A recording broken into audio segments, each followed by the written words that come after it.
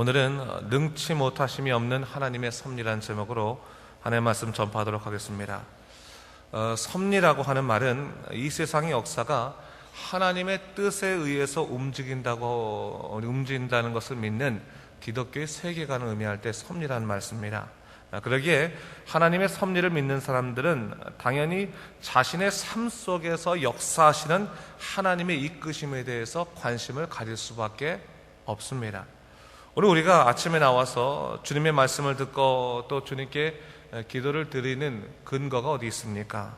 바로 하나님의 섭리가 내 인생에 있음을 믿고 하나님의 선하신 뜻대로 살기 위해서 주의 말씀에 집중하는 것, 또한 주님께 의지하고 매달리는 것, 바로 그것이 우리 섭리를 믿는 우리들의 모습이라는 사실입니다. 자, 그런 의미에서 오늘 본문은 섭리를 통해 찾을 수 있는 하나님의 뜻을 잘 나타내주고 있다 볼 수가 있습니다.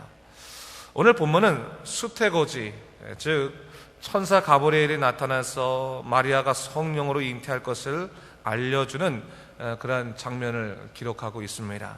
사실 이것은 일반적인 상식으로는 있을 수도 없는 일이고, 또 여자라고 하는 그 당시의 처녀라고 하는 그런 상황 속에서는 있어서도 안 될 일 중에 하나였습니다. 당시 유대 율법에 의하면 처녀가 결혼하지 않고 임신을 하게 되면 사람들로부터 즉결 심판을 받을 수 있었습니다. 바로 이 돌로 쳐 죽임을 받을 수 있는 거예요. 그런 큰 위험성이 있었습니다. 그러기에 천사의 이 수태고지의 메시지는 기쁨의 소식이라기보다는 마리아에게는 감당할 수 없는 어려운 무거운 짐과 같은 것이었다. 기쁜 소식이 아니었다는 거예요. 부담스러운 소식이었다는 것이지. 근데 오늘 본문 30절을 보니까 천사가 마리아에게 이르되 뭐라고 말했습니까? 네가 하나님의 은혜를 입었다라고 얘기하고 있습니다. 사실 당사자에게 좋은 일이라고 생각이 되어야지 그것이 은혜지, 괴롭고 무거운 짐이 된다면 어떻게 그것이 은혜라고 여겨지겠습니까? 근데 여러분, 우리가 은혜의 본질을 좀 생각해 볼 필요가 있습니다. 은혜라고 하는 것이 단순히 내가 감사할 만하고 내게 좋은 일만이 은혜라는 것을 우리가 생각해서는 안 돼요. 은혜의 본질은 하나님의 뜻이 우리 삶에 임하게 되는 것이 바로 은혜의 본질입니다. 은혜의 가장 큰 본질은 하나님의 선하신 뜻, 계획이 우리 삶에 임하게 되는 거예요. 이전에는 전혀 관련성이 없었지만 하나님의 계획으로 인해서 내 삶에 하나님의 뜻이 임하게 되는 것, 내 인생이 하나님의 뜻에 맞게 움직이게 되는 것, 그것이 바로 하나님의 은혜의 삶이라고 하는 사실입니다. 그렇기 때문에 당시에는 전혀 이해되지 않고 용납되지 않는다 할지라도 사람의 생각을 뛰어넘는 하나님의 선하신 뜻이 있기에 그분의 인도하심을 믿고 수용하는 것, 그것이 바로 은혜의 사람의 모습이다, 이렇게 볼 수가 있는 겁니다.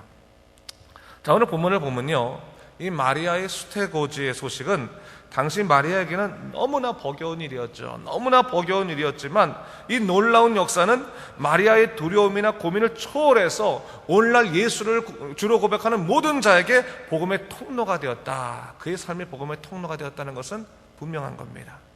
중요한 것은 마리아가 하나님의 선하신 뜻을 수용하는 그 시점에서부터 마리아의 삶은 단순한 시간의 역사의 흐름의 삶이 아니라 어떤 삶이었다는 거예요?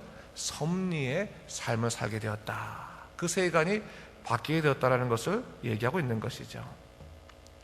자, 오늘날 우리도 마찬가지입니다. 여러분, 주님은 우리 각 사람의 삶을 통해서 당신의 선하신 뜻을 이루어 가십니다. 때때로 우리가 살아갈 때 보면 이해되지 않는 우리 인생의 흐름이 있을 때가 있어요. 이해되지 않는 인생의 흐름이 있고 하나님을 붙들고 있음에도 불구하고 용납할 수 없는 하나님의 명령이나 다가오심이 있을 때가 있습니다. 그때 여러분, 하나님의 계획하심에 대해서 우리가 어떻게 반응하느냐가 참 중요한 거예요. 어떻게 반응하느냐. 만약에 하나님께서 우리에게 당신의 뜻을 이루어 가시는데 우리가 믿음으로 반응하는 사람들은 우리 인생이 어떤 세계관으로 바뀝니까? 섭리의 세계관으로 바뀌는 거예요. 단순히 나 혼자 인생을 살아가는 것이 아니라 하나님이 동행하시고 하나님이 만지시고 하나님이 움직이시는 그런 세계관으로 바뀌고 있다고 본다면, 하나님의 계획에 대해서 우리가 믿음으로 반응하지 않고 의심이나 불신앙으로 반응하게 된다면 그저 우리 인생은 우리 개인적인 인생으로 끝날 수도 있다는 사실을 우리가 명심해야 되는 거예요. 오늘 여러분, 우리가 이 삶을 살아갈 때 하나님의 섭리에 대해서 여러분 어떻게 반응하고 계십니까? 얼마나 신뢰하고 계세요? 하나님께서 내 삶에 들어오셔서 당신의 뜻을 이루어 가시는 것에 대해서 얼마만큼의 신뢰를 가지고 있습니까? 또 주님의 뜻에 대해서 여러분은 얼마만큼 믿음으로 반응하고 있습니까? 아니면 혹시 의심이나 불순종으로 반응하고 있습니까? 하나님의 섭리를 처음부터 믿음으로 반응하는 것은 사실 쉽지는 않습니다. 그러나 오늘 본문에서 마리아를 보듯이요, 주님의 뜻에 대해서 마리아도 처음에는 고민하고 갈등하고 두려워할 수밖에 없었지요. 그러나 그가 믿음으로 반응했을 때 그 모든 역사는 달라지기 시작했다는 사실입니다. 오늘 마리아가요, 이런 두려움과 고민이 있었음에도 불구하고 하나님의 말씀에 순종할 수 있었던 이유가 뭐겠습니까? 그것은 바로 그에게 하나님의 영으로 다가오시는, 성령으로 역사하시는 주님의 음성을 그가 신뢰했기 때문입니다. 여러분, 성령께서 함께 하시는 사람들은 말씀에 대한 반응이 다릅니다. 오늘 마리아가 자신의 경험이나 판단으로만 반응했다면 그는 천사가 그 수태거지에 대한 소식을 전했을 때 분명히 뭐라고 응답했을 거예요? No, 전 감당할 수 없습니다. 못하겠습니다. 절대로 안 됩니다 라고 반응했을 겁니다. 그러나 그는 천사의 말씀을 뭐로 받아들였습니까? 영으로 받아들였다는 거예요. 마음속 깊은 곳에서부터 주님의 말씀을 순종의 마음으로 받아들였을 때 하나님의 놀라운 역사는 바로 이 마리아라고 하는 이 작은 그 여성의 그런 몸을 통해서 이루어져 갔다. 성경이 그것을 얘기하고 있는 것이죠. 우리 34절과 35절을 좀 읽어볼까요? 34절, 35절 한번 같이 읽겠습니다. 34, 35 시작. 마리아가 천사에게 말하되 나는 남자를 알지 못하니 어찌 이 일이 있으리까? 천사가 대답하여 이르되 성령이 내게 임하시고 지극히 높으신 이의 능력이 너를 덮으시리니 이러므로 나실 바 거룩한 이는 하나님의 아들이라 일컬어지리라 했어요. 34절에 보니까 마리아가 천사에게 말하되 뭐예요? 나는 남자를 전혀 알지 못하니 이 일이 어찌 일어나겠습니까? 두려워하고 있는 것을 볼 수 있어요. 두려워하고 있어요.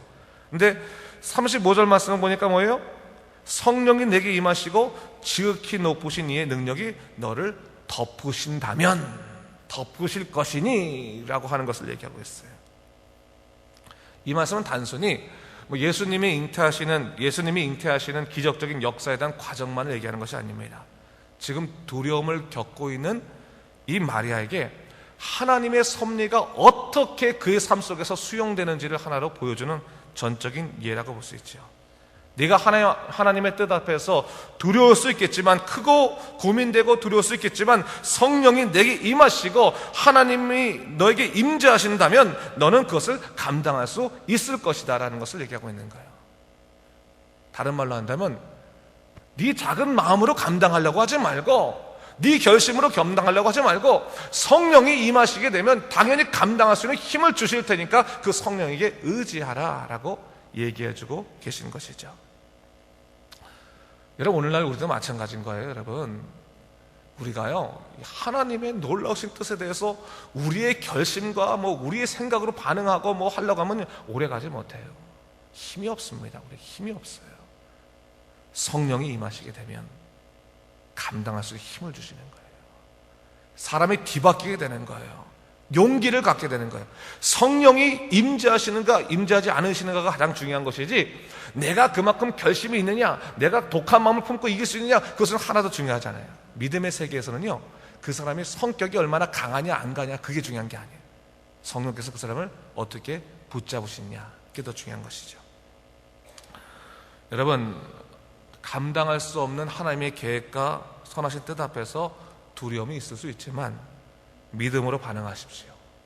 기도하세요.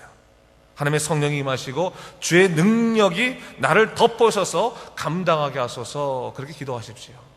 여러분, 여러분의 능력으로 하려고 하지 마세요. 여러분, 하나님 제게 그냥 내 힘이 더 강하게 해주세요 라고 하는 것보다 주님의 능력이 내게 덮어주셔서 주의 성령이 임재하여 주셔서 이를 감당할 수 있도록 힘을 부어주십시오. 능히 감당할 수 있는 능력을 주십시오 라고 기도해야 되는 거예요. 내 힘이 아니라 성령의 능력이 나를 인도하여 주시옵소서, 치유하여 주시옵소서, 극복하게 하여 주시옵소서 기도하게 되면 하나님이 우리에게 힘을 주시는 것입니다. 그럴 때 우리에게는 믿음의 고백이 일어날 수 있는 것이죠. 37절 말씀과 38절 말씀 한번 같이 읽겠는데, 우리 37절 38절 한번 읽어볼까요? 크게 한번 읽어보겠습니다. 시작. 대저 하나님의 모든 말씀은 능하지 못하심이 없느니라. 마리아가 이르되 주의 여종이오니 말씀대로 내게 이루어지리라 하매 천사가 떠나가니라. 아멘. 천사가 말한 거죠. 하나님의 모든 말씀은 능하지 못함이 없다. 그렇게 선포되었을 때 마리아가 어떻게 반응한 겁니까? 아멘.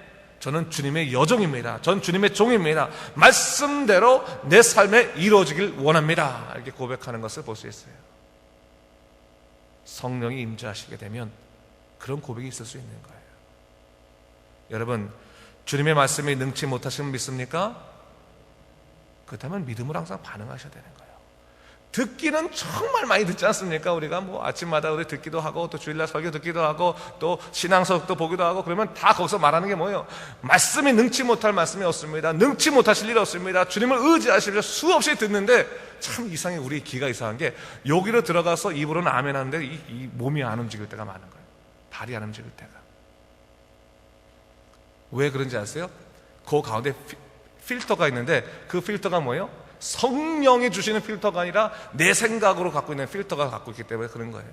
말씀이 들어가는데 내 생각이 딱 멈춰버리는 거예요. 내 생각, 내 두려움이 딱 멈춰버리는 거예요.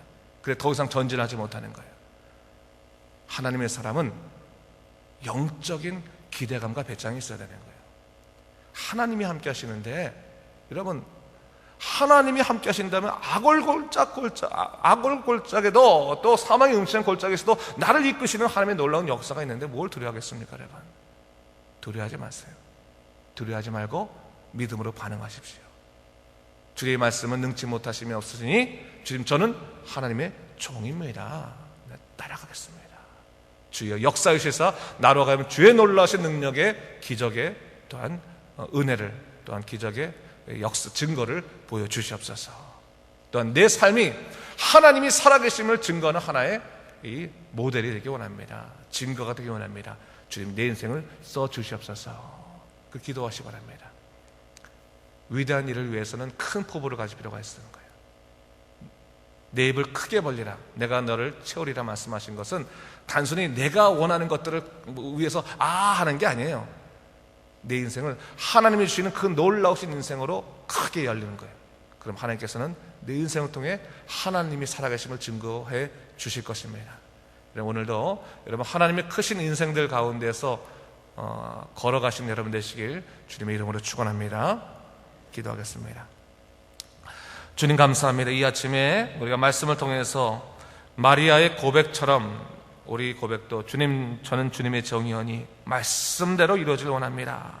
말씀이 내게 이루어지길 원합니다라고 고백하시는 믿음의 삶 되게 도와주시옵소서. 때로는 어려운 일이 있을 수 있고 또 두려움이 있을 수도 있지만 그 두려움에 또 두려운 일에 두려움으로 반응하는 것이 아니라 믿음으로 반응하게 하시사 성령께서 나를 이끄시는 놀라운 역사를 우리도 누릴 수 있도록 주여 이끌어 주시옵소서. 감사드리며 예수님 이름으로 기도드립니다. 아멘.